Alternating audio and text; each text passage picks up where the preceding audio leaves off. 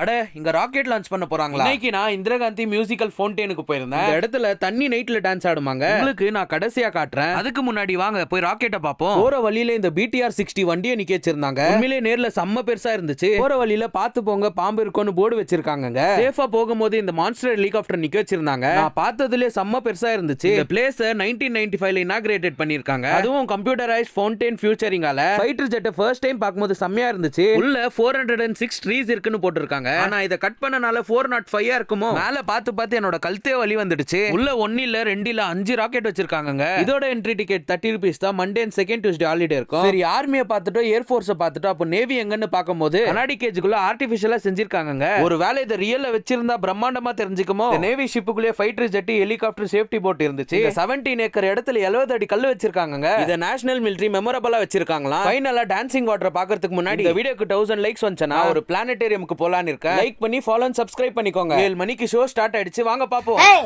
ரவா வாசிடா. ஏய் சதந்திரா டேய் எப்புறா வாசிடா சதந்திரா டேய்.